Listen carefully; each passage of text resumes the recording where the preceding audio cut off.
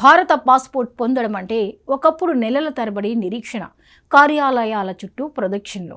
కానీ ఇకపై ఆ ఇబ్బందులకు కాలం చెల్లనుంది. కేంద్ర ప్రభుత్వం పాస్పోర్ట్ జారీ ప్రక్రియలో విప్లవాత్మక మార్పులకు శ్రీకారం చుట్టింది. ఫిబ్రవరి 15 నుంచి సరికొత్త నిబంధనలను అమల్లోకి తెస్తోంది.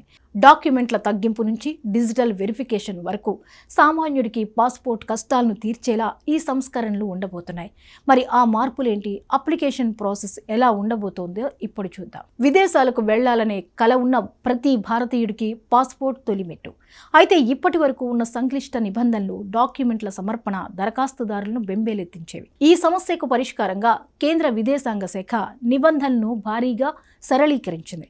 ముఖ్యంగా గ్రామీణ ప్రాంత ప్రజలకు మేలు చేసేలా డాక్యుమెంట్ల సంఖ్యను గణనీయంగా తగ్గించింది.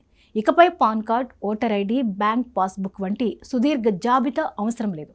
ఆధార్ కార్డును ప్రాథమిక గుర్తింపు పత్రంగా ప్రాధాన్యత ఇస్తూ మార్పులు చేశారు. అయితే అప్లోడ్ చేసే పత్రాలు స్పష్టంగా ఉండాలని, తప్పుడు సమాచారం ఇస్తే దరఖాస్తు తక్షణమే తిరస్కరణకు గురవుతుందని అధికారులు హెచ్చరిస్తున్నారు. పాస్పోర్ట్ ప్రక్రియలో అత్యంత కీలకమైనది, అలాగే సమయం తీసుకునేది పోలీస్ వెరిఫికేషన్. గతంలో దీనికోసం 20 నుంచి 45 రోజుల సమయం పట్టేది. కానీ కొత్త విధానంలో ఈ వ్యవస్థను పూర్తిగా డిజిటలైజ్ చేశారు. పోలీస్ శాఖ, రీజనల్ పాస్పోర్ట్ ఆఫీసులు, ప్రభుత్వ డేటాబేస్లను ఒకే గొడుగు కిందకు తెచ్చారు. దీంతో address check, criminal record verification వంటివి ఆటోమేటెడ్ సిస్టమ్ ద్వారా కేవలం కొద్ది రోజుల్లోనే పూర్తవుతాయి. మరీ ముఖ్యంగా అత్యవసర వైద్యం, విదేశీ విద్య, ఎమర్జెన్సీ ఉద్యోగాల కోసం వెళ్లే వారికి పోస్ట్ పోలీస్ వెరిఫికేషన్ అంటే ముందుగా పాస్పోర్ట్ జారీ చేసి ఆ తర్వాత వెరిఫికేషన్ చేసే సౌకర్యాన్ని కూడా ప్రభుత్వం పరిశీలిస్తోంది. టెక్నాలజీ వినియోగాన్ని పెంచుతూ ప్రభుత్వం సరికొత్త పాస్పోర్ట్ పోర్టల్ను అప్గ్రేడ్ చేసింది. ఫామ్ నింపడం నుంచి ఫోటో అప్లోడ్ వరకు, అపాయింట్మెంట్ స్లాట్ బుకింగ్ నుంచి డిస్పాచ్ ట్రాకింగ్ వరకు అంతా ఒకే చోట సాగిపోతుంది. మధ్యవర్తులు, ఏజెంట్ల అవసరం లేకుండా దరఖాస్తుదారులు తమ స్మార్ట్ ఫోన్ ద్వారానే స్టేటస్ను తెలుసుకోవచ్చు.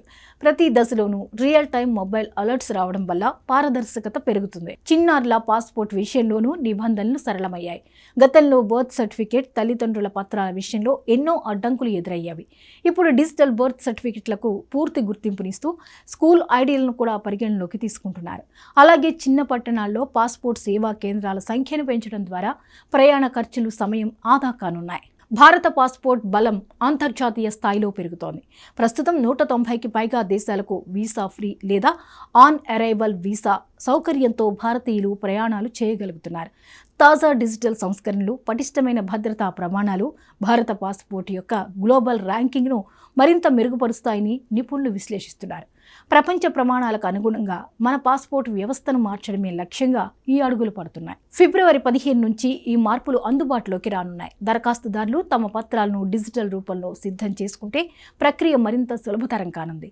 నెలల తరబడి వేచి చూసే రోజులు ముగిసి రోజుల వ్యవధిలోనే పాస్పోర్ట్ చేతికి వచ్చే సరికొత్త శకం మొదలవుతోంది.